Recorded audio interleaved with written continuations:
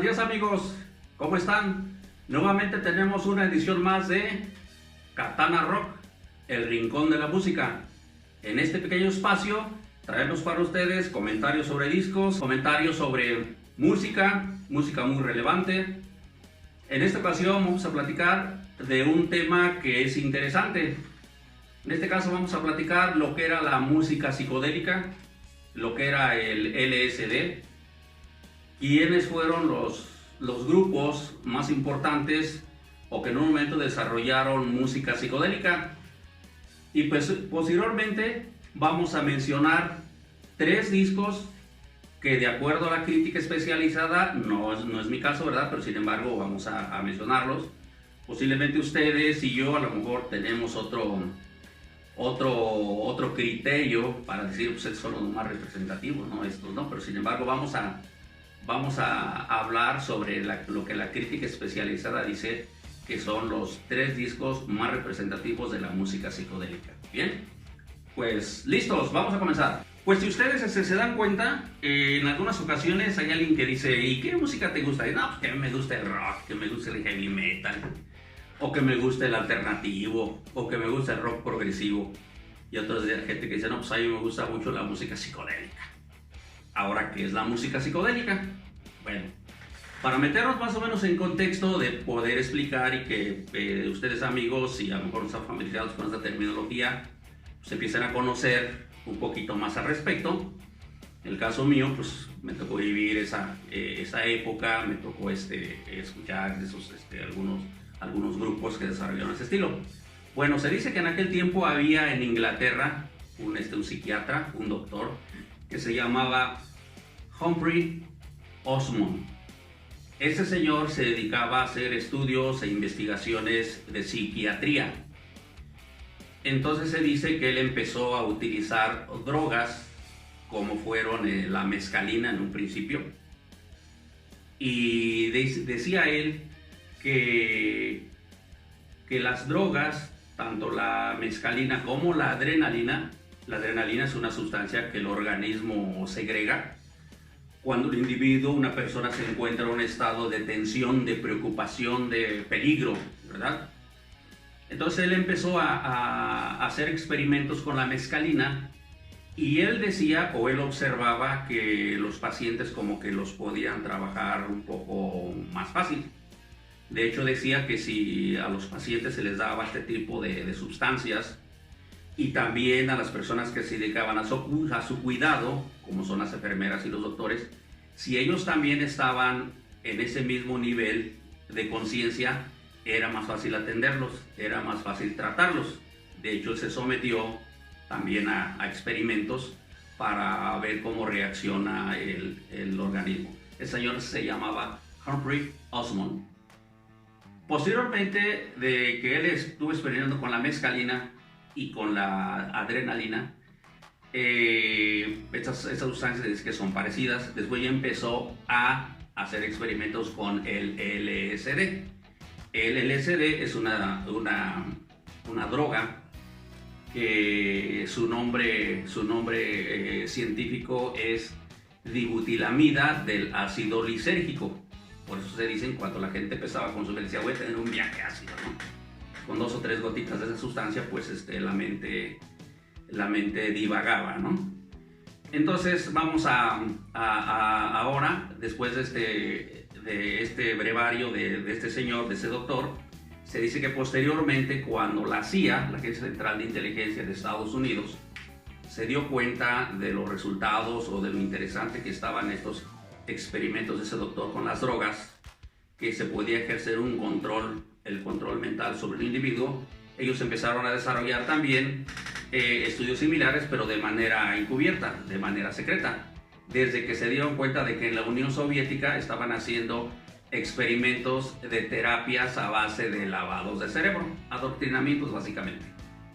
Entonces a ellos les interesó esto de que en un momento dado, si con el uso de ese tipo de drogas, en este caso el LSD, un organismo, un gobierno podía controlar a un individuo.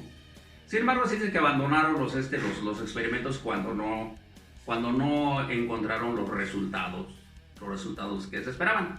Bien, Entonces, ya que estamos dentro de ese contexto, dicen que este doctor, después alguien dijo, pues eso también lo pueden utilizar los músicos, lo pueden utilizar aquellos artistas, escritores, porque entonces su mente está en otro estado de conciencia y pueden desarrollar sus habilidades intelectuales. Entonces, este señor a esas drogas les puso psicodélicas, porque él las utilizaba en tratamientos terapéuticos de psique, mente. Posteriormente, cuando ya empezó, estamos hablando por la década de los 50, finales de los 50, principios de los 60, empezó a surgir lo que se conoce como la corriente de la contracultura que desarrollaron los hippies, y fueron los que también empezaron a incorporar estas drogas en su consumo, y posteriormente los artistas de ese tiempo pues empezaron también a verse influenciados por este tipo de drogas para el desarrollo de su música y la creación de letras, la creación de canciones. Bien, entonces vamos a ver ahora qué es lo que nos dice, qué es lo que nosotros entendemos y qué es lo que nos dice la ciencia o lo que está escrito en los manuales y todo. Se dice el LSD y la música psicodélica. La música psicodélica es un estilo de música rock que está inspirado o influenciado por la cultura psicodélica e intenta replicar y potenciar las experiencias con drogas alucinógenas, denominadas psicodélicas, que alteran la mente, siendo la más notable el LSD. A menudo esta clase de música utiliza nuevos efectos y técnicas de grabación y adapta diversas fuentes como la música folk, el free jazz, la música de la India, así como la temprana música electrónica contemporánea. Ahora, ¿cuáles son los efectos de esta droga? Los efectos del LSD son alucinaciones con los ojos abiertos y cerrados, percepción distorsionada del tiempo y de la conciencia y de los sentimientos, además de sentir o visualizar imágenes que para el consumidor parecen ser reales. También dice que el término psicodélico fue usado por primera vez en 1956 por el psiquiatra británico Humphrey Osmond como una opción alternativa para las drogas alucinógenas en el contexto de la psicoterapia psicodélica. Los términos rock ácido y rock psicodélico fueron usados en 1966 para describir la nueva música influenciada por los efectos de las drogas. Los términos rock ácido y rock psicodélico se utilizan indistintamente, pero el rock ácido puede ser distinguido como una variante más extrema, pesada y fuerte de la psicodelia, concentrada más directamente en el consumo del LSD y con un mayor uso en la distorsión de los instrumentos. Ahora, ¿quiénes fueron los grupos que en aquel tiempo desarrollaron este tipo de música? Pues bien, los grupos psicodélicos que en aquel tiempo desarrollaron esta música fue los Byrds, Buffalo Springfield con Neil Young, Jefferson Airplane, el Grateful Dead, Big Brother and the Holding Company, Blue Cheer, Blue Oyster Cult, Country Joe and the Fish, Cream, Jimi Hendrix Experience, Blind Faith, Velvet Underground, Pink Floyd, los Beatles, etcétera, etcétera. Dicen que son los grupos que en este tiempo desarrollaron e interpretaron música psicodélica. Bien, entonces ahora vamos a hablar acerca de lo que la crítica especializada dice que son los tres álbumes más representativos de música psicodélica. En primer lugar tenemos este disco, que a lo mejor ustedes ya lo conocen, que es el de Velvet Underground y Nico. Se dice que este grupo de Velvet Underground y Nico lo formó Lou Reed y John Cale en la época de los 60s y empezaron a tocar en un café que se llama el Café Bizarro en Nueva York. A ese lugar llegó ese señor Andy Warhol, que ya hemos platicado de él en algunas ocasiones anteriores, que diseñó la funda del Stick Fingers de los Rolling Stones, y en este caso también diseñó esta portada, que fue el primer disco de Velvet Underground. Bien, pues dicen que en ese Café Bizarro llega Andy Warhol porque uno de sus amigos, una persona, le recomendó que para la sala de exposición que Andy Warhol tenía en Nueva York, que se llamaba The Factory, le dijo, tú debes de tener aquí un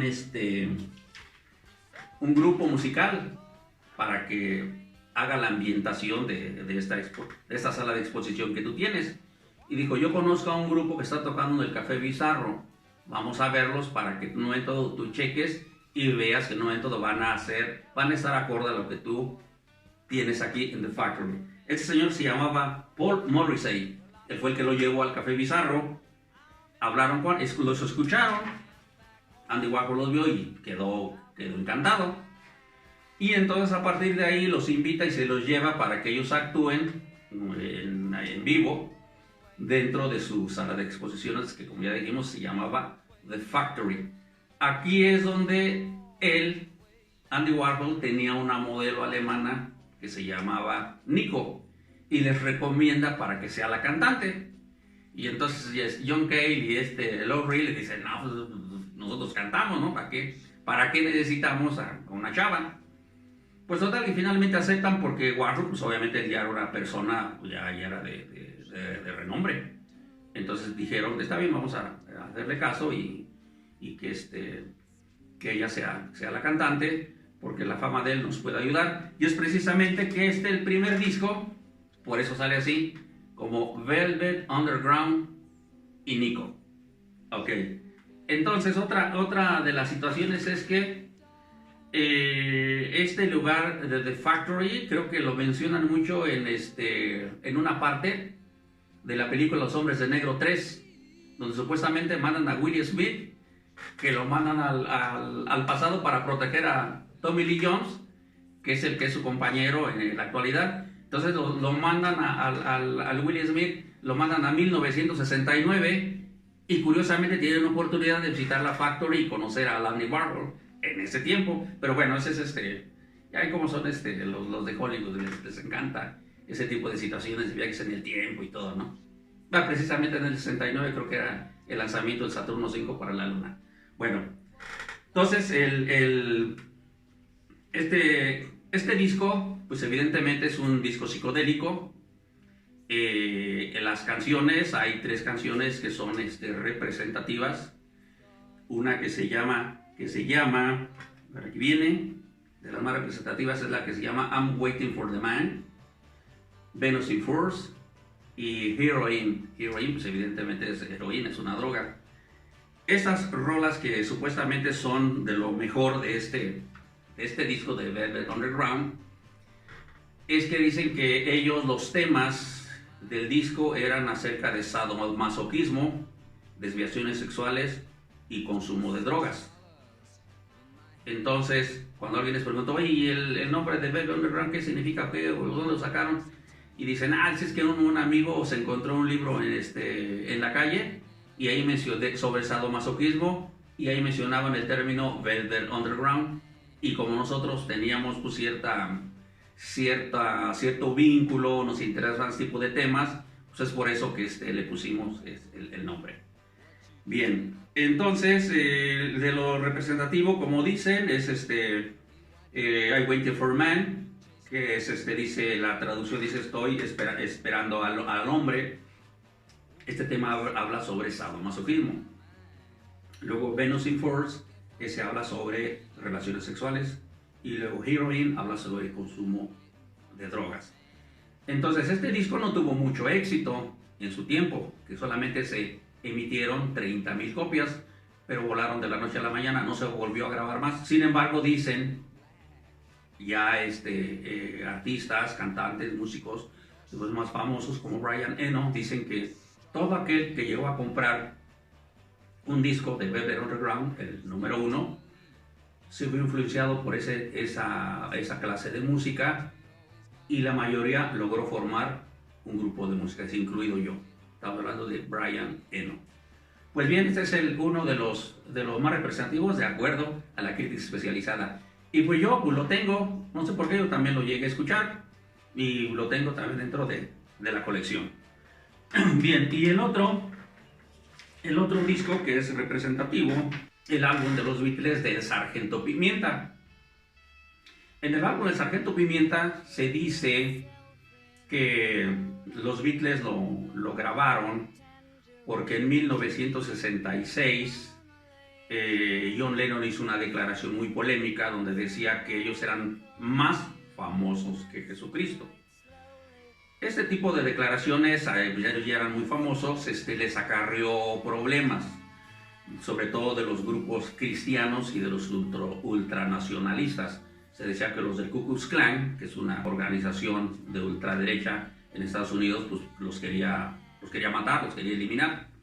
Y cuando hacían sus presentaciones en vivo en Estados Unidos, pues algunos de sus fans se les voltearon, iban y quemaban sus discos, quemaban sus playeras, y eso les causó mucha molestia a los Beatles, que dijeron que jamás en su vida ni iban a volver a tocar en público. De hecho, también hay una anécdota cuando dicen que visitaron las Islas Filipinas y después de un concierto, 2 conciertos, la primera dama de las Filipinas, que en ese tiempo era la señora Imelda Marcos, los invitó a un desayuno en el Palacio Presidencial y ellos pues rechazaron la invitación. Mandaron a Brian Epstein, que era su manager. Él se disculpó de una manera muy respetuosa, diciendo que pues, los Beatles no estaban acostumbrados a aceptar invitaciones presidenciales porque iba en contra de su política y de su filosofía. Sin embargo, pues, el gobierno de las Filipinas se sintió desairado, sus fans locales también se sintieron pues, humillados, y los Beatles tuvieron que salir prácticamente huyendo de las Filipinas. Entonces, ya regresando a lo que es el disco, dicen, pues ya no vamos a volver a tocar en público, pero sin embargo en 1967 ellos venían de grabar el disco Revolver, donde se dice que ellos perdieron la inocencia después de cantar canciones como She Loves You y I Want to Hold Your Hand. Ya entonces ellos estaban más, habían alcanzado una madurez creativa. En el disco de Revolver, se dan cuenta, aparece ya esta rola que se llama Estarás en mi vida, que hace alusión al consumo de drogas. Está la canción esta de Taxman, que es cobrador de impuestos, que se quejaban mucho y ahora ya se metían en cuestiones políticas, criticando al gobierno británico de que a todo le quería aplicar un impuesto. Entonces en ellos vamos a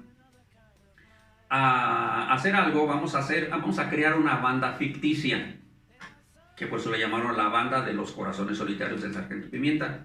Componemos la música, ya no salimos a tocar, y ya pues, solamente el que son los Beatles, pero es los que interpretan, es la banda de los corazones solitarios del Sargento Pimienta.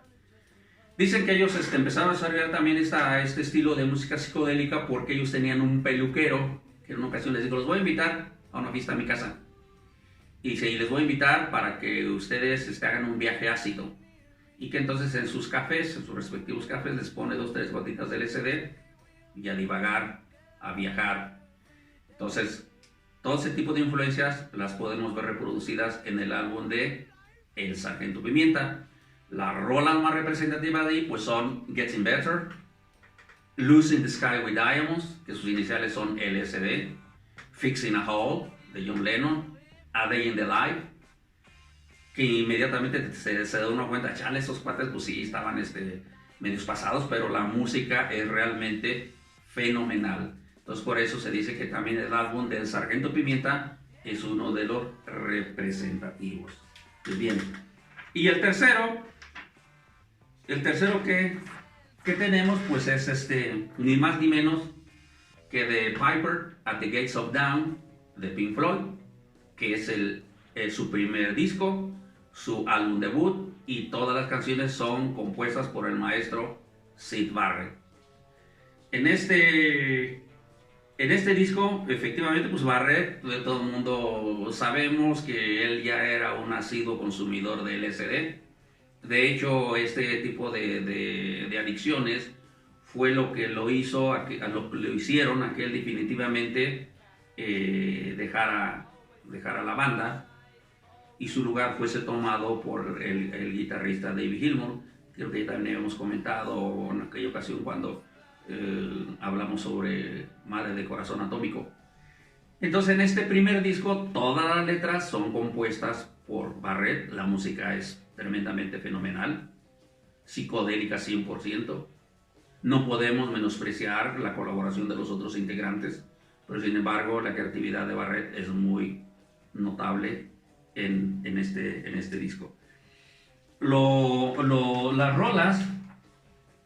rolas que predominan, se dice que en este disco aparecen dos melodías que al parecer fueron las que fueron los cimientos para la creación del rock espacial. Una de ellas es El dominio astronómico y Viaje interestelar. El disco, pues como dijimos, pues es divagante, es completamente psicodélico. Hay melodías que hablan de gatos, como es la rola de Lucifer Sam. Hay otra melodía que habla sobre duendes. La melodía se llama El Gnomo. También se habla de espantapájaros. Hay una rola que se llama The Scarecrow. También se habla de bicicletas. Tenemos ahí la rola de Bike. Y realmente pues este disco también es fabuloso. Un completo repertorio de música psicodélica. Entonces, eso es básicamente lo que tenemos el día de hoy, amigos, para que no les digan, para que no les cuenten, para que ustedes también sepan, que les digan, ¿qué música te gusta a ti? No, pues a mí me gusta el metal, ok. Y a ti, no, pues la música psicodélica, ¿y cuál es esa, no? ¿Cuál es la música psicodélica? Entonces ya quedamos, ¿no? La música psicodélica, que es aquella que los artistas desarrollan o desarrollaron bajo el influjo de las drogas alucinógenas, en este caso del LSD.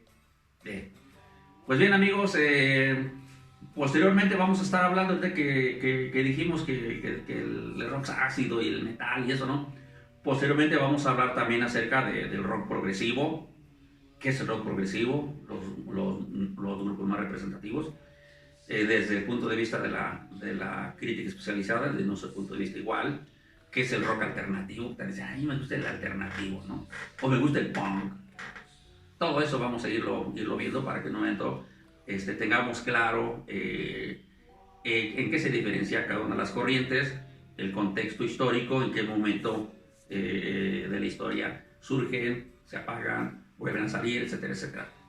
Pues bien, amigos, eso es todo lo que tenemos el día de hoy con el LSD y la música psicodélica. Así que, como ya saben, suscríbanse a este canal para hacerlo crecer, y también pónganle, si les gustó, pónganle un like de oro. Y nos vemos en la siguiente edición de Katana Rock, un regreso a unos rincones del pasado, y también vamos a explorar el futuro.